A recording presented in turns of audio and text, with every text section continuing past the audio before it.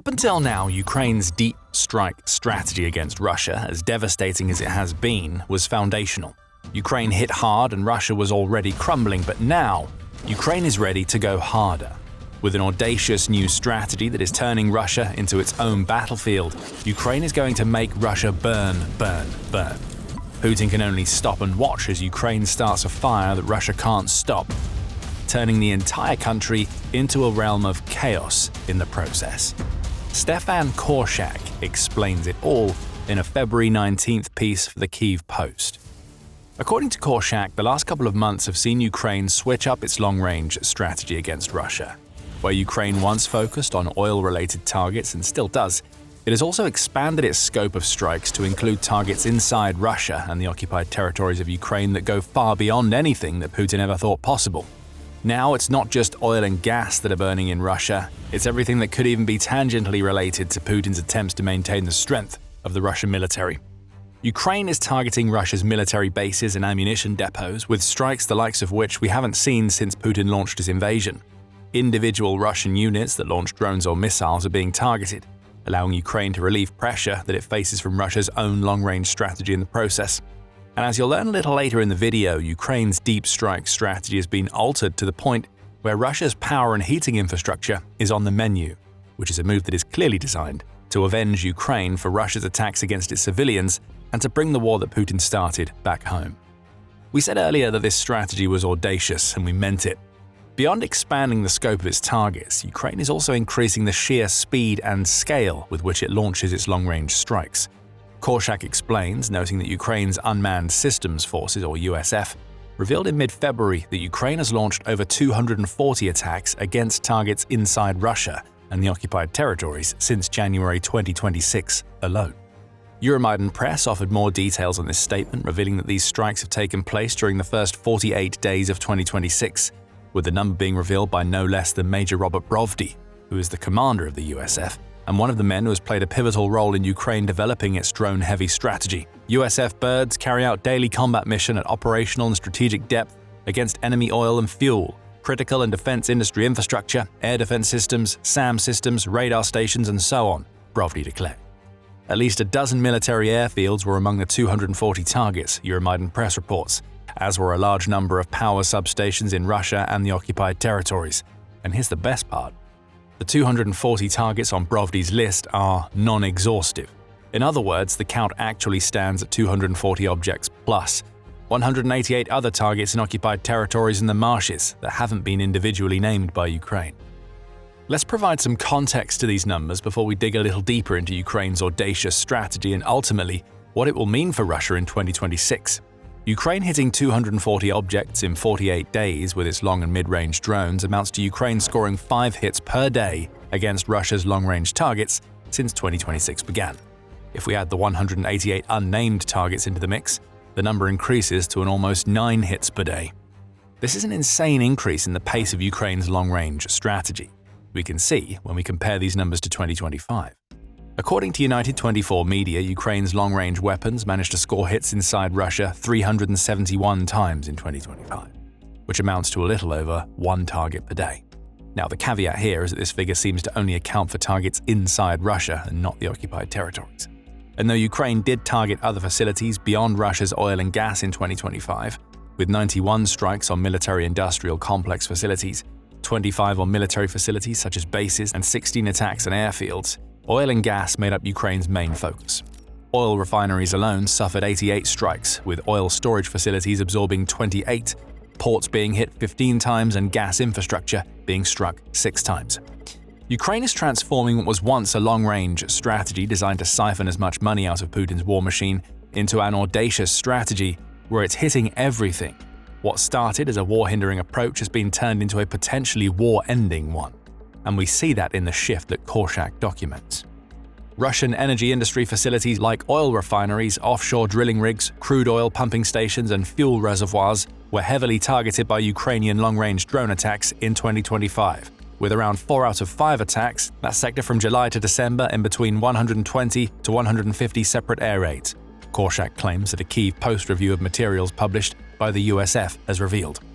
And indeed, that oil focus has had a severe impact on Russia's ability to make money from one of its most valuable products. On February 10th, Militani reported on claims made by Yevgeny Borovikov, who's the deputy CEO of the insurance broker Mainz, who claims that Russia's oil sector lost a staggering $13 billion in 2025 alone. Ukraine's campaign of airstrikes against Russian oil would have played a massive role in this, especially its attacks on oil refineries, which hindered Russia's ability to make and sell refined oil products such as gasoline and diesel. Total refining in Russia decreased by 1.7% during the course of 2025, the same outlet reports, and refineries received 1.6% less crude oil during the year. Though these seem like small numbers at first glance, they've had a massive impact on how Russia works with and profits from its oil.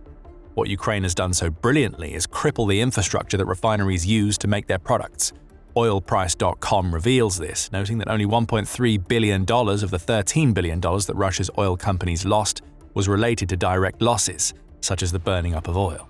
The vast majority was lost indirectly, likely predominantly through the forced repairs and purchases that Ukraine's strikes caused.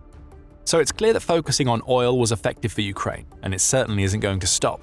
But as Korshak points out, the switch that we've seen in 2026 amounts to a continuation of the oil destruction strategy, plus a whole lot more.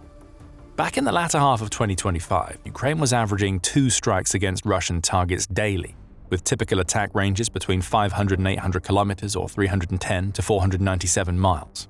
January 2026 marked the 6th full month of an intensified Ukrainian bombardment, and it saw Ukraine up the pace from 2 to 4 attacks per day, Korshak claims. That doubling has enabled Ukraine to hit plenty of targets beyond Russia's energy facilities. Russia's power generation capacity has been a key target, with Korshak pointing to the Russian border city of Belgorod as a key example. That city's power infrastructure has been repeatedly hit and heavily damaged, Korshak says.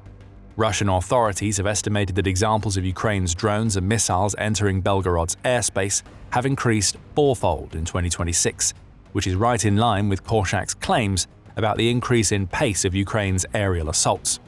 Strike packages are also getting larger, as Ukraine now typically sends between 100 and 150 strike drones per assault. Belgorod's power and heating plants, along with transmission lines, fuel depots, and substations, have all been hit in 2026.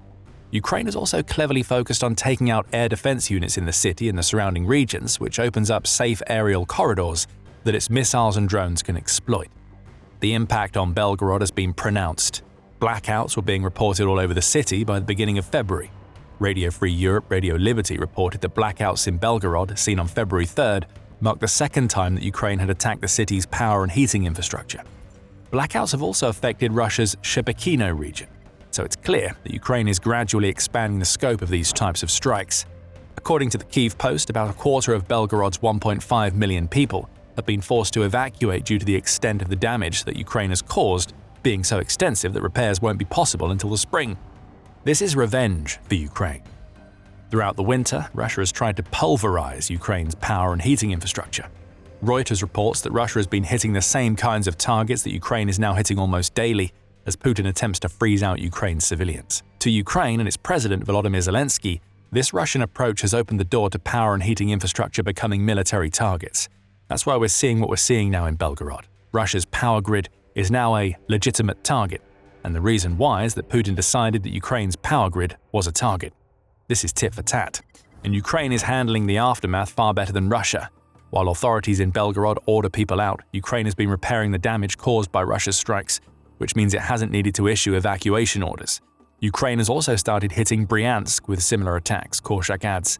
So we're going to see the power going out in more regions of Russia as the year progresses. There's a lot more to come on Ukraine's audacious new strategy, but before we dig deeper into that, you're watching The Military Show. If you haven't subscribed yet, now is the perfect time. According to Korshak, Russian military systems and production facilities, once uncommon features in Ukrainian target lists, are now being attacked more frequently in 2026 as well. Ukraine has placed a particular focus on Russia's air defenses, and you'll see why that matters in a few minutes. However, airfields, bases, and Russia's logistical infrastructure on its own territory have also come under intense fire. The same goes for Russia's means of production, which is extremely damaging to Putin's war machine.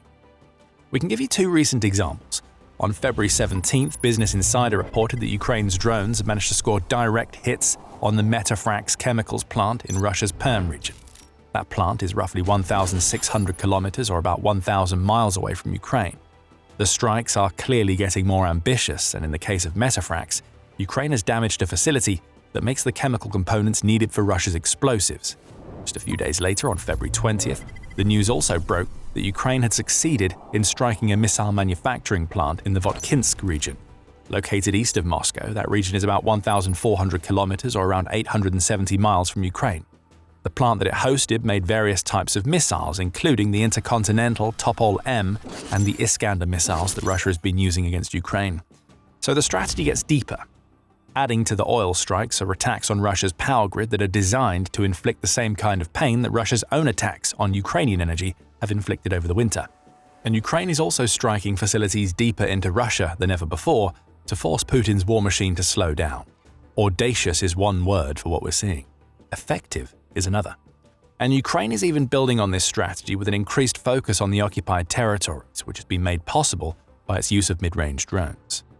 These drones have been used to take out command and control centers in the occupied regions of Ukraine, along with targeting Russia's own drone operations, as Korshak reveals. He says that Brovdy claims that Ukraine attacks 44 Russian drone launch points and related targets in a single 24-hour period, destroying 121 of Russia's long-range drones in the process. Though it's difficult to confirm the veracity of Brovdy's claims, what we're seeing here is Ukraine increasing the size of its mid-range arsenal to account for FPV drones not being able to strike behind the Russian lines, and long-range drones being too valuable to use in attacks on Russia inside Ukraine. The national interest has also highlighted Ukraine's new focus on mid-range drones, calling it the next evolution in Ukraine's drone defense in a January 4th article. Ukraine's goal with these mid-range strikes is to collapse the Russian near rear. In doing so, it also takes the power out of Russia's assaults on the front lines. It all makes sense. Destroying Russian drones in Ukraine means that those drones can't be used to support soldiers on the ground or to conduct strikes against Ukraine's defenses in advance of those soldiers launching their assaults.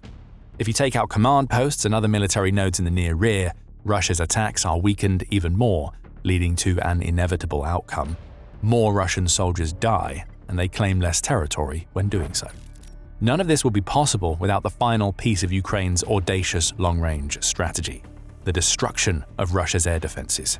We touched on this earlier when we noted that Russia losing air defenses amounts to Ukraine creating safe aerial corridors that its drones can exploit to conduct the other types of attacks we've discussed in this video. On February 15th, the Kyiv Independent revealed that Ukraine's focus on Russian air defenses, which intensified in 2025, resulted in Russia losing about half of the Pantsir air defense systems that are among Russia's best for targeting Ukraine's drones.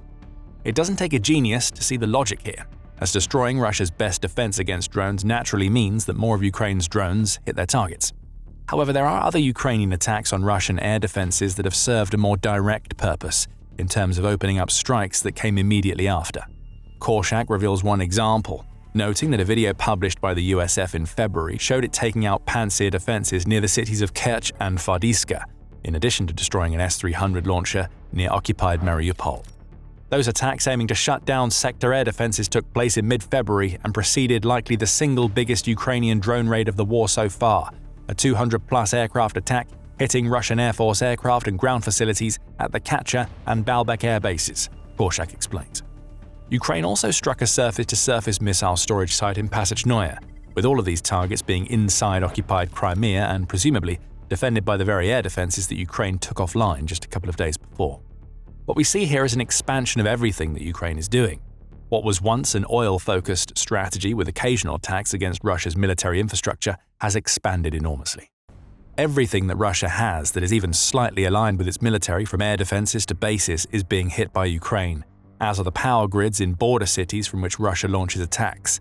Ukraine's pace has increased immensely, and all that Putin can do is watch as more of his war machine burns. After all, there's not much more that he can do. Ukraine has also destroyed the air defenses that Putin relied on to keep Russia's military assets safe. Putin might have seen this coming if he weren't afflicted with the need to project power rather than understand the realities of the war that he started. Hints about Ukraine's intense and audacious new strategy were being dropped in 2025, but Russia wasn't paying attention. Way back in February 2024, Reuters was reporting on Ukraine's ambition to produce thousands of long-range drones that it could use to strike Russia.